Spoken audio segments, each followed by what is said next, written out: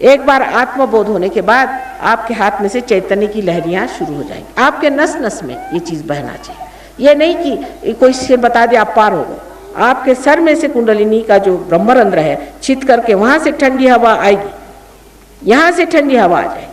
आप देखेंगे कि आपके सर में से ठंडी हवा निकल रही, हाथ में से ठंडी हवा आएगी, और आप गाते भी हैं कि ठंडी हवा आई और चांदी के पत्ते हिलने लग गए और देवी आई। आपने गाना भी गाया। हमसे योगी महाजन पूछ रहे थे कि माँ इनको कैसे पता कि ठंडी हवा आती है जब देवी आती है, तो इनको कैसे पता?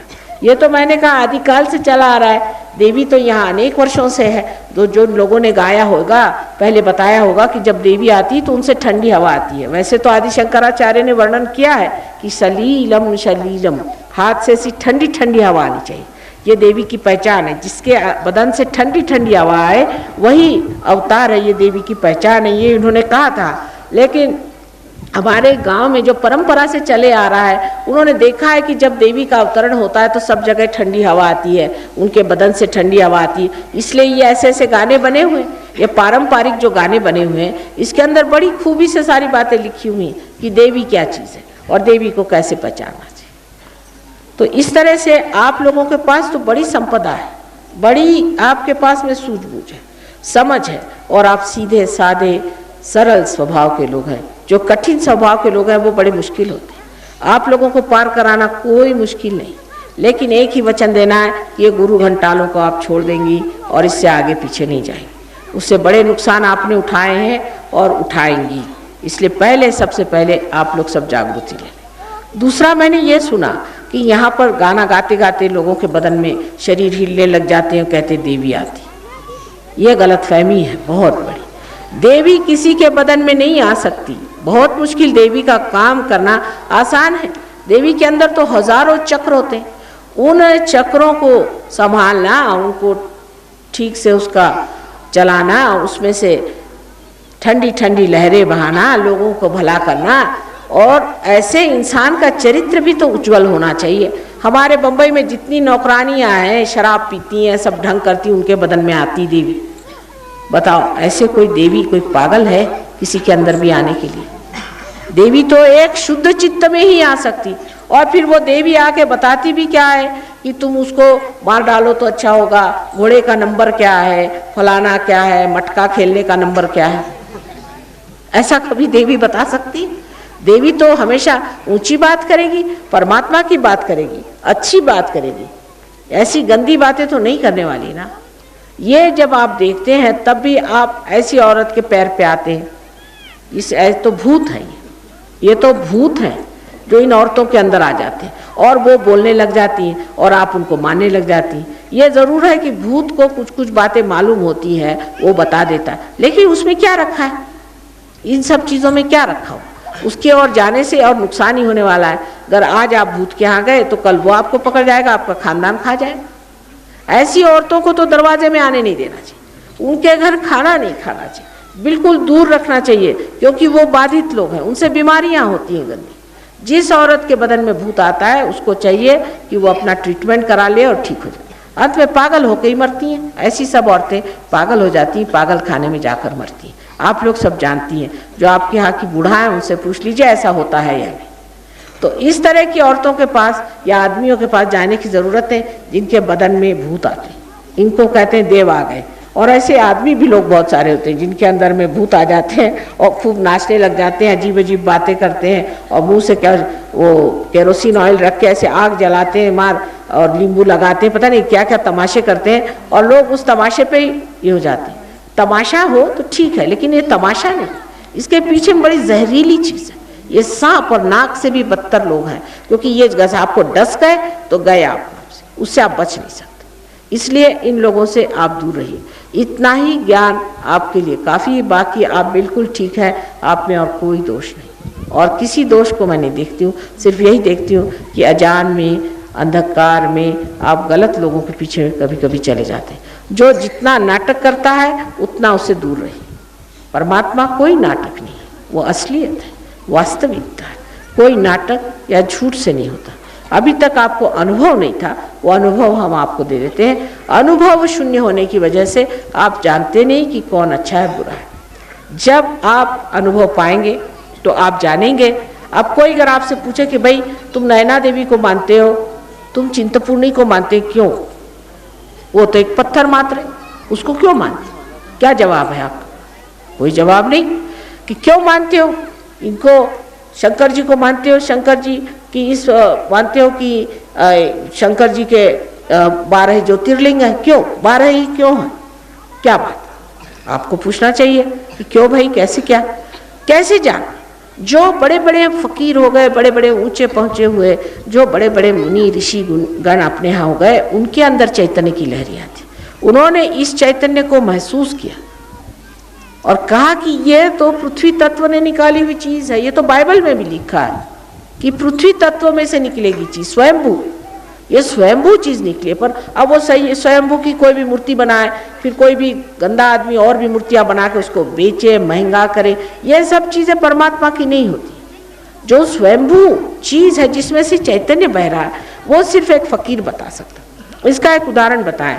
एक बार हम एक जगह है जिसको कि राहुरी कहते हैं, जहाँ पर कि हमारे बाप दादे राज करते थे, वहाँ पर गए थे। वहाँ किसी ने बताया कि माँ यहाँ एक बड़ी अजीब सी जगह है, जहाँ पर एक अंग्रेज़ था 50 साल पहले, तो वो यहाँ पर एक डैम बना रहा था। जब बंद डाल रहा था तो उसने देखा कि एक जगह ऐसी है, करीबन 100 फुट की जगह ऐसी कि वहाँ कुछ भी करिए आप खोद ही नहीं सकते, और वहाँ आप कुछ बनाइए तो वो ढह जाता है, रात में ढह जाए और सवेरे जो है फिर वो लोग बनाए, फिर वो रात में ढह जाए। का होता क्या है, कुछ समझ नहीं आ रहा, ये बड़ी चमत्कार की चीज़ है। तो एक फकीर ने आके कहा कि इसे छोड़ दो, ये माँ का स्थान है, इसको नहीं छूना। तो उसने कहा इसको कैसे मालूम? उसने कहा जो भी मैं कह रहा हूँ कि इससे अलग हट जाओ। तो आप देखिए कि बंद ऐसा सीधा बनना चाहिए, तो उस जगह बंद ऐसा बना हुआ है। तो मैं वहाँ गई, मैंने कहा ये तो सारा सहस्त्रार है। वो कहा कैसे? मैंने कहा चलो तुम लोग तो सब पार हो, देखो इसमें से ठंडक आ रही। ऐसी ठंडी ठंडी लहरें बदन पे आने लगी। अब जितने ज्योतिर्लिंग है उसमें से ऐसी बात है। अब आप जाइए, जब आप कुंडलिनी जागरण के बाद आप जाइए कहीं वैष्णो देवी जाइए और जाके देखिए, आप साक्षात वैष्णो देवी हैं, पूछे उनके अंदर से ठंडी ठंडी हवा आनी शुरू हो जाएगी। तो असल है कि नकल है ये पहचान आ जाती। कोई आदमी अगर आपके सामने ऐसा वैसा आ जाए तो आप फौरन जान लीजिएगा उससे गरम गरम हवा आएगी। नहीं आएगी तो हाथ में कभी कभी फोड़े भी आ जाते हैं कुछ ऐसे दुष्ट आदमियों से। जो दुष्ट होते हैं वो फौरन आपको पता लग जाएंगे, आपको किसी को पूछना नहीं होगा, आप फौरन कहेंगे इस आदमी से मेरा कोई मतलब नहीं, जाइए, साफ कह दें। अब अंदर बाहर जानने का एक ही तरीका है कि आपके अंदर प्रकाश आ जाए, और प्रकाश इस कुंडलिनी से आता है जो 6 चक्रों को छेदती है। इसको षट चक्र भेदन कहते हैं। ये चक्र जब छिद जाते हैं तो एक तरफ तो हमारी तंदुरुस्ती अच्छी हो जाती और दूसरे तरफ हमारा मन शांत हो जाता, और तीसरी तरफ हमें आत्मा की प्राप्ति हो जाती। आत्मा जो है सच्चिदानंद है, माने आप इस चेतन अवस्था में सत्य को जान सकते हैं। अभी तक तो आपको सत्य असत्य का फर्क ही नहीं मालूम। अब मैं भी सत्य हूँ या असत्य हूँ आप क्या जानिए? जब तक आपके अंदर चैतन्य की लहरियां नहीं आएंगी तब तक आप क्या जानिएगा कि मैं क्या हूँ। उसी प्रकार आप इसको चित्त कहिए कि आपका चित्त जो है वो प्रकाशित हो जाता है। जैसे यहाँ बैठे बैठे आप किसी के बारे में सोचे और एकदम यहाँ पे समझ लो जलन आ गई। माने क्या, हमारे यहाँ लंदन में जब पहले एक साहब पार हुए तो वहाँ के लोग शक्की ज़्यादा हैं। आप लोग जैसे भक्ति तो उनमें शक्की है, ज़्यादातर शक्की लोग होते हैं, उनको समझता तो कुछ भी नहीं देवी वगैरह, उनसे तो गणपति का ग से शुरू करना पड़ता है। तो उनके यहाँ चमक आ रही, तो कह ले माँ यहाँ क्यों चमक आ रही? मैंने अपने पिता के लिए पूछा था सवाल। मैंने कहा ये आपके पिता के चक्र हैं और हो सकता है कि उनको बड़ा बुरा ब्रोंकाइटिस, गले में शिकायत हो गई क्योंकि विशुद्धि चक्र है। तो कहा अच्छा मैं अभी फ़ोन करता हूँ। स्कॉटलैंड में फ़ोन किया तो उनकी अम्मा ने यही कहा कि तुम्हारे बाप को बहुत बुरा ब्रोंकाइटिस हो गया, बीमार पड़े। उसने कहा कि अच्छा, तो अब कह ले माँ इसका निदान क्या है और अब इसको कैसे ठीक किया जाए? तो निदान तो हो गया, मैंने कहा अब इसको ठीक करने का तरीका तुमको बताते हैं कि तुम इसको किस तरह से कवच दो। जैसे उन्होंने कवच दिया, आधे घंटे में उनके अम्मा का फ़ोन आया कि पता नहीं क्या हुआ, मैं तुम्हारे बाप तो बुखार उतर गया और दौड़ रहे, वो तो बाहर चले गए। इस प्रकार ये चीज़ घटित होती है। तो जो चित्त है वो आलोकित हो जाता है, चित्त में प्रकाश आ जाता है। आप जिसके भी बारे में सोचेंगे, जो भी करना चाहेंगे, उसके बारे में आप यहाँ बैठे बैठे जाने। अब देखिए, आपने सुना होगा कि रेडियो होता है, टेलीविज़न होता है, कहाँ पे प्रोग्राम होता है, यहाँ सुनाई देता है। उसी प्रकार परमात्मा की अनंत ऐसी किरणें हैं, ऐसा उनका जाल फैला हुआ है, हजारों उनके हाथ हैं, उसी से कार्य होता है। पर पहले उनके राज्य में तो उतरिए, उनके साम्राज्य में तो आइए। अगर आप उनके राज्य में नहीं बैठे हैं, आप तो दूसरों के राज्य में बैठे हैं, तो वही आपकी परवाह करें। जब आप परमात्मा के राज्य में आएंगे तब आपका पूरा इंतजाम है वहाँ, सारे उनके देवदूत गण आदि सारे आपकी सेवा में खड़े हुए हैं, सब के सब वहाँ पर पूरी तरह से आपकी व्यवस्था करेंगे। और हर आपके प्रश्न जो है उसके वो इस तरह से आपको उसकी हल मिलेंगे कि आप हैरान हो जाइएगा कि ये कैसे होंगे, ये माँ हमें कैसे प्राप्त हो। अनेक ऐसे उदाहरण हैं, अनेक ऐसे उदाहरण सहयोग में देखे गए कि जिसका उत्तर कोई भी नहीं दे पाए। बहुत बार कहीं हम बैठे हुए आकाश से एकदम देखते हैं कि प्रकाश की जोत आ रही है, वो कैमरा में पकड़ आ जाती है, कहीं कुछ कहीं कुछ। एक बार हम बेडफोर्ड में थे, ये तो वहाँ के पेपरों ने भी छापा कि बेडफोर्ड में हम गए थे, हम तो लेक्चर दे रहे थे, काफ़ी लोग थे वहाँ, उनको लेक्चर दे रहे थे। उस वक़्त कोई 9 बजे के करीब या 8 बजे के करीब कोई लड़का ऊपर से नीचे गिर पड़ा, 80 फुट नीचे गिरा। उसके पास मोटरसाइकिल थी। पुलिया पर से जब गिरा तो लोगों ने, पुलिया पर के लोगों ने एम्बुलेंस मंगवाई। जब तक एम्बुलेंस आई, लड़का ऊपर चढ़ के चला है। लोगों ने पूछा, भाई तुम ऊपर कैसे चढ़ा है? तो उन्होंने कहा, वो पता नहीं, मुझे एक आई थी, उन्होंने मुझे ठीक कर दिया। तो उनसे चाहे पागल हो गया कि क्या, इसको अस्पताल ले गए। वहाँ पुलिस आई, उसने पुलिस से बताया, मेरी बात मानिए, एक स्त्री थी, वो एक सफ़ेद मोटर में आई, हमारी सफ़ेद मोटर, और सफ़ेद साड़ी पहनी हुई थी, और एक हिंदुस्तानी स्त्री थी। उसने आ करके और मुझे हाथ फेरा, जिससे मैं ठीक हो गया। तो उन्होंने कहा कि भाई ऐसे तो कोई आया नहीं, हम तो पुलिया पे खड़े देख रहे थे, ये तो ऊपर चढ़ा आया। कहा कि नहीं हुआ तो सही, ये तो बात है, क्योंकि इसके तो कोई चोट वोट है नहीं। दूसरे दिन इन्होंने हमारा फोटो देखा तो बताया, यही तो वो स्त्री थी जिसने हमें बचाया। तो पूछा कि तुमने किया क्या? कहले, बस जिस वक़्त मैं गिरने लगा तो मैंने यही कहा कि हे पावन माँ, डिवाइन मदर, मुझे तुम बचाओ, बस इतना मैंने कहा। मैंने उसको याद किया सिर्फ, और कुछ नहीं। और जैसे मैं गिरा, उसके बाद पता नहीं कैसे ये एकदम आ गई, इन्होंने ऐसे हाथ किया, मैंने गाड़ी को आते देखा, उससे उतरते देखा, और चट से नीचे आई और आकर के मुझे ठीक भी कर दिया। ये उन्होंने साफ कहा तो वो लोग परेशान हो गए, उन्होंने चिट्ठियाँ लिखी, उनका कि ये कैसे क्या हो गया। तो उन्होंने कहा कि ऐसे तो बहुत किस्से इंडिया में हुए हैं, लेकिन अब इंग्लैंड में भी हो रहा है, अच्छी बात। और इसमें कोई विशेष बात नहीं है, क्योंकि जब जिसके हजारों हाथ है, जिसकी हजारों शक्तियाँ, उसके लिए क्या विशेष बात है। अगर हम कुछ है भी तो उसमें कौन सी विशेष बात है। अगर सूर्य है तो है, उसमें कौन सी उसकी बात है, क्योंकि उसके अंदर ये शक्ति है ही, जो है सो है, उसमें कौन सी विशेष बात है। लेकिन आपकी विशेष बात है कि आप इंसान से बढ़ के आज परमात्मा के दरवाजे आए हैं। और यही नहीं, आज आप इंसान से भी ऊंचे उठ करके अति मानव होने वाले, आप एक आत्मबोध पाने वाले इंसान होने वाले। ये आपकी विशेषता, यह आपका बड़प्पन है। इसीलिए मैंने सबसे पहले आप सबको प्रणाम किया था, इसीलिए मैंने कहा था कि आप सबको मेरा प्रणाम। अब हम लोग थोड़ी देर में कुंडलिनी जागरण का प्रयोग करेंगे, पर आपको कोई सवाल हो तो आप लोग ज़रूर पूछ लीजिए, और सवाल जवाब के बाद फिर कुंडलिनी जागरण का हम लोग प्रोग्राम करेंगे। मुझे ज़रा पानी दे दें।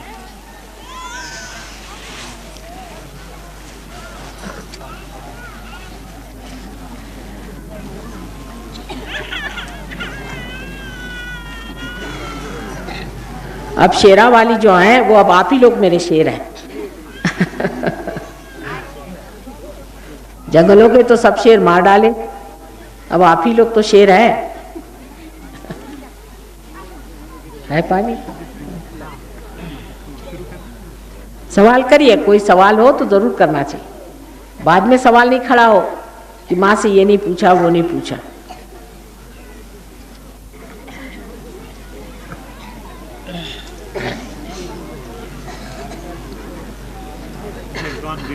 हाँ?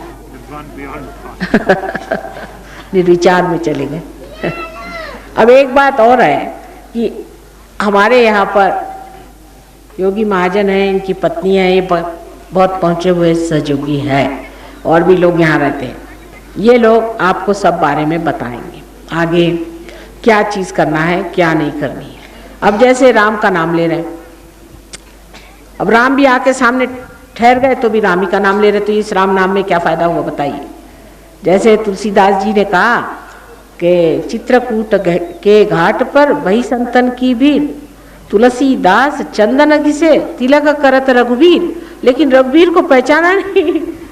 रघुवीर को तिलक लगा कर चलो आगे चलो दूसरे, तो फायदा क्या हो। इसलिए अब पहचानना सीख, और अब ये सब साधन हो गए, ये साधन पूरे हो गए, अब ये साधन करने की जरूरत नहीं, अब सिर्फ पहचान के अपनी आत्मा को पालो, और जो आत्मा के लिए साधन करने वो करना है।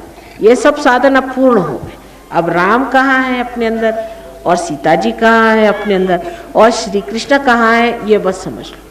उसके बाद वो बता देंगे कि कोई अगर दिक्कत हो जाए, कोई अगर परेशानी हो जाए, तो किस तरह से इसका हमें पूरा इंतज़ाम करना चाहिए जिससे ये ठीक हो जाए। मुझे पहले पंजाबी भाषा अच्छे से आती थी, मैं पंजाब में ही लाहौर में मेडिकल कॉलेज में पढ़ती थी, पर अब मेरा कुछ इतना प्रवाह नहीं रहा है, इसलिए मैंने हिंदी में बातचीत की। पर हो सकता है अगले समय आऊँगी तो पंजाबी में ही बात करूँगी।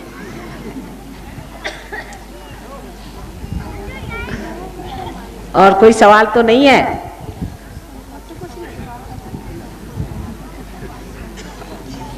तो सब लोग जागृति के लिए तैयार हैं?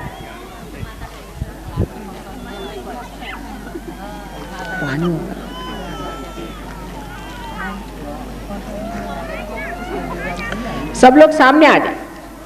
भाई साहब आप लोग सब सामने आके बैठे, आगे बैठे, आगे बैठे।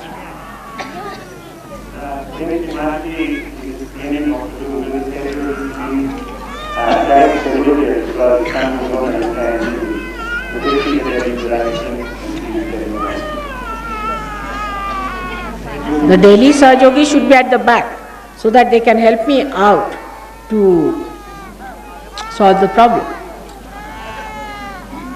सब लोग पीछे बैठे हैं, आप लोग इधर आ जाइए। धूप लग रही तो अब कोई बात नहीं, आ जाओ, छाया कर देते।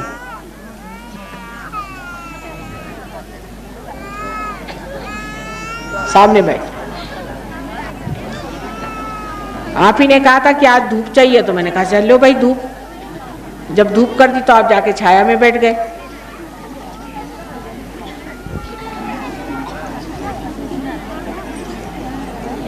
कह रहे थे कि माँ आज हवा ऐसी कर दो कि एकदम पूरी धूप ही रहे। मैंने कहा अच्छा चलो जो कहो सो धूप कर दी आपके लिए आज। जब उसका इंतजाम किया तो आप छाया में जाके क्यों बैठ रहे, थोड़ी देर धूप में बैठ लीजिए।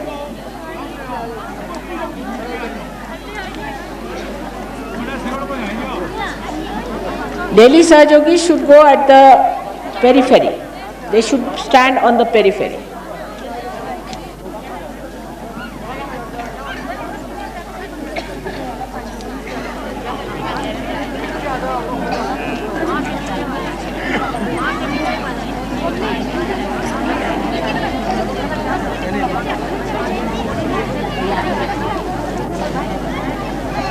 सब आराम से बैठिए, थोड़ी जगह बीच में होनी चाहिए, एकदम एक के ऊपर लगा नहीं होना चाहिए, थोड़े आराम से बैठिए।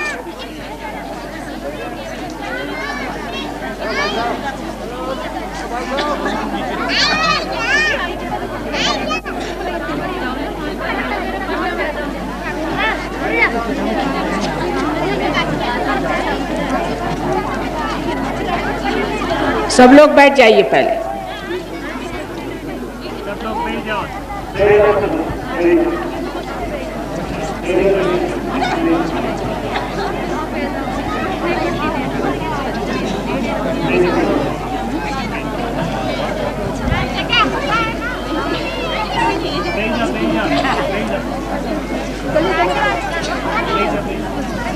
गगन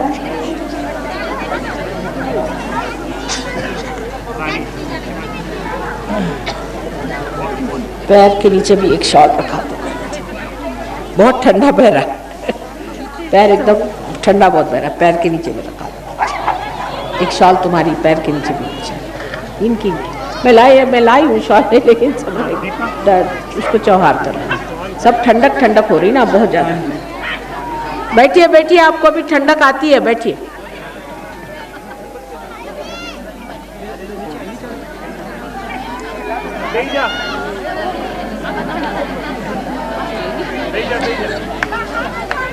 बैठ जाइए, बैठ जाइए। अभी नहीं, बस हो।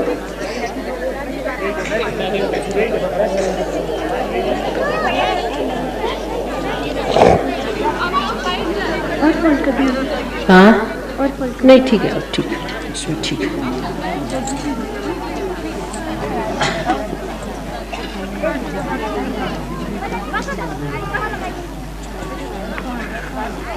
हाँ बैठ जाइए, सहयोगी भी बैठ जाए।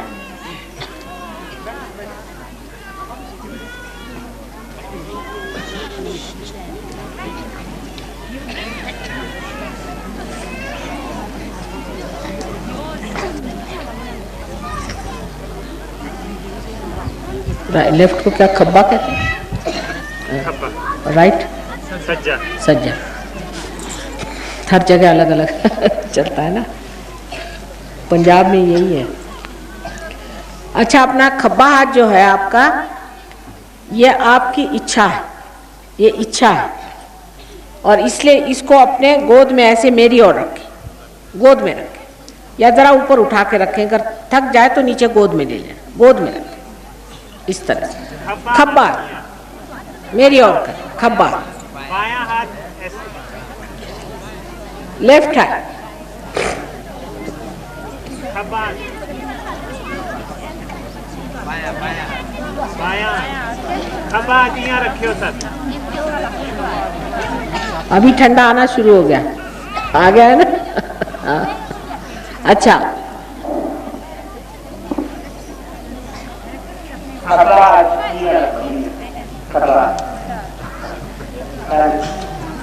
और सज्जा हाथ जो है इसको आप जमीन पर रखें, क्योंकि ये जो भारत माता है इसकी बड़ी देन है, और ये सारी हमारे आतप खींच लेती, इसलिए इस पर अपना सज्जा हाथ रखें।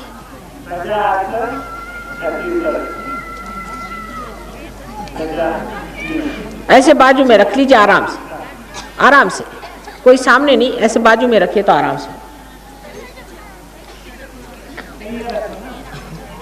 बैठ जाइए, बैठ जाइए, आप लोग सब बैठ जाइए, बैठिए बैठिए।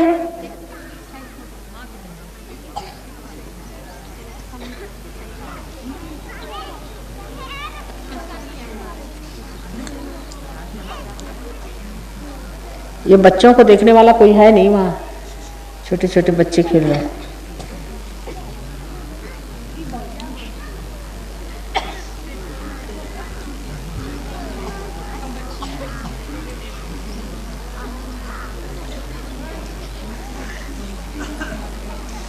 ठंडी हवा आ रही है।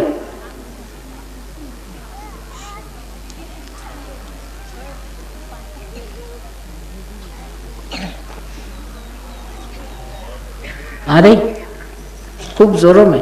अच्छा, अब जो है सज्जा हाथ हमारे और खब्बा हाथ ऐसे पीछे की तरफ, हमारी ओर पीछे की तरफ।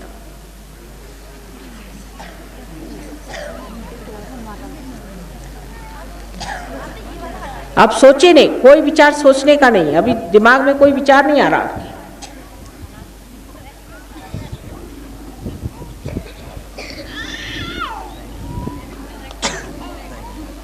पीछे करिए,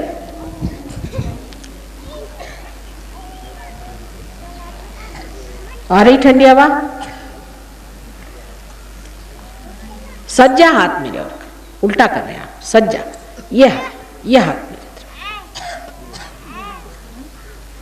और ये हाथ ऊपर। ठंडी हवा आ रही है, सब क्या आ रही है?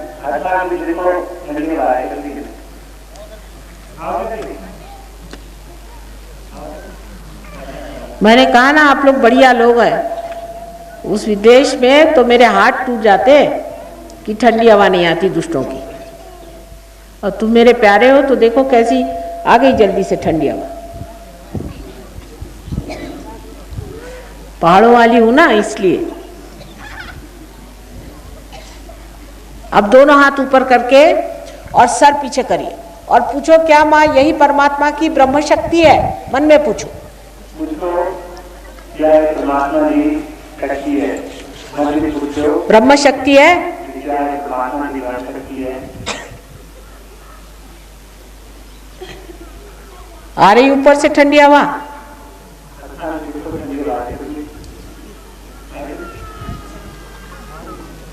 सुंदर हाथ है सबके। हाँ, अब नीचे हाथ रखो ऐसे ही। अब दोनों हाथ करो मेरे। अब आंख बंद करो, देखो हाथ में ठंडी हवा आ रही है क्या?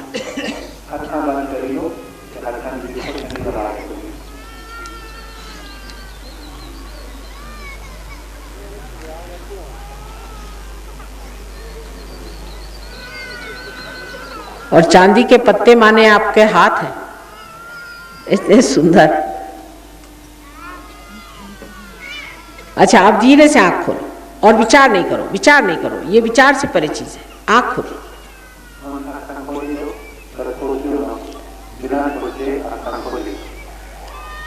अब सर के ऊपर हाथ लगाओ, यहाँ ऊपर जरा 4 इंच ऊपर। ये हाथ हमारी ओर, इस हाथ से देखिए ऊपर में ठंडा आ रहा है। सर पे देखिए, सूक्ष्म है, जरा जरा ऊपर 4 इंच ऊपर देखिए।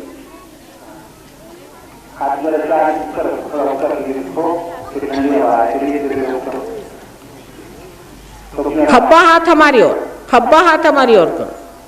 हाँ, और सज्जे हाथ से देखो पहले। आ रही सर में? आ रही ठंडक कि गर्मी आ रही? ठंडक आ रही। देखिए आप ही के सर में से नहीं, आप ही अपना जानिए। अब इस हाथ को मेरे और करो और इस हाथ से देखो आ रही ठंडी हवा सर में से, आप ही के ब्रह्मरंध्र से। ऊपर ले जरा सा, ऐसे हिला के देखो। जो तालू है ना, जिसको तलनू आप कहते हैं यहाँ, वो तालू अपने सर पे जो तलनू है उस पर देखो आ रही है क्या ठंडी हवा? आ रही ना? आ रही कि नहीं?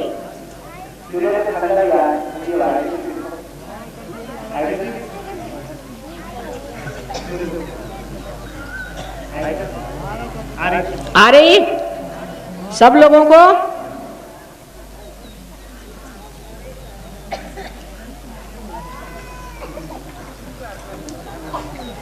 एकदम हल्का लगेगा अंदर से।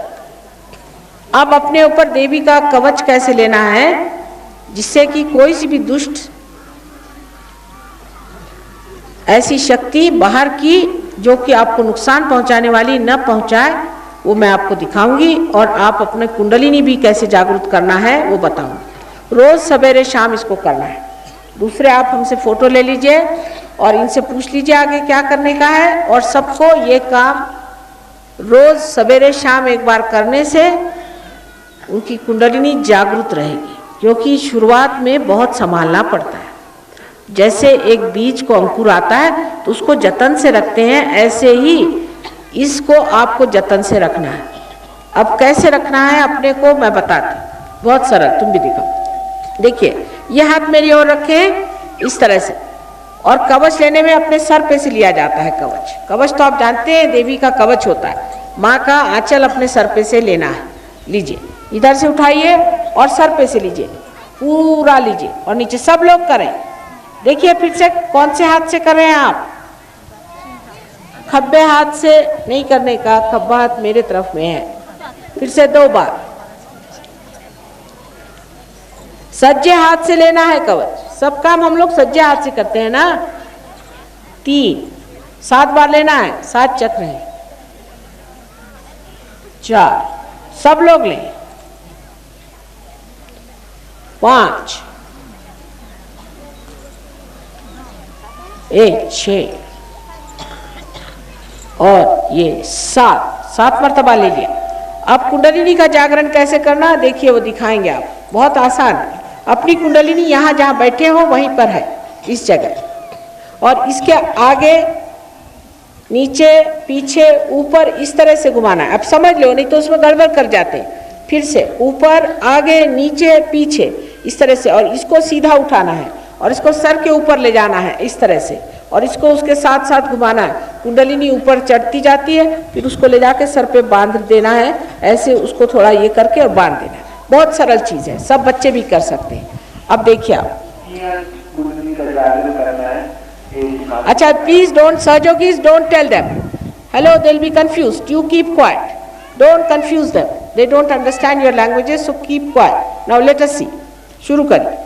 ये ऐसी कुंडलिनी है, इसको ऐसे ऐसे सीधे उठाइए ऊपर में, और सर को पीछे फेंक करके और ऊपर में ले जाके एक जोर से घुमाव दे करके और इसको बांध दीजिए।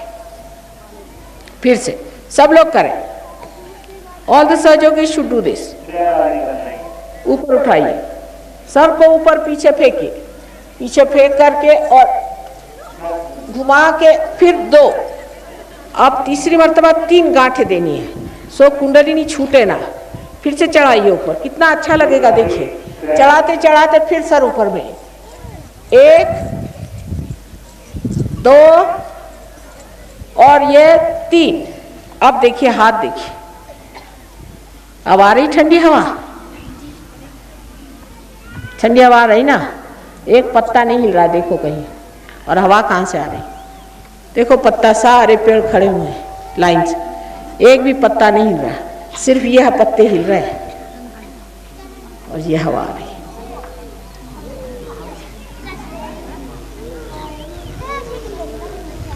देख लिया, ये हवा, यहीं से हवा सब चल रही है और हवा आ रही है।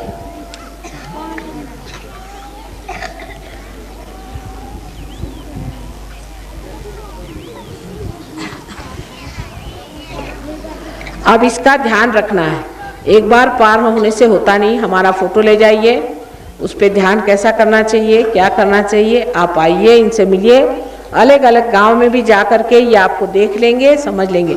लेकिन ज़्यादातर हिंदुस्तानियों का ये होता है कि जो सहज में मिल जाए उसको सहज में भूल जाते हैं, और फिर कोई मिला उसके पास चले गए। अब अपने पे ही जमो, अपने को जानो, अपने को समझो और अपने पे जम जाओ, और अपने ही गुरु खुद हो जाओ, दूसरों कोई गुरु की जरूरत नहीं। माँ को तो चाहिए कि जो कुछ हमारा है पूरा हमारे बच्चे पाए और उसमें आनंद पाए। आप सबको मेरा अनंत आशीर्वाद है, अनंत आशीर्वाद, अनंत आशीर्वाद।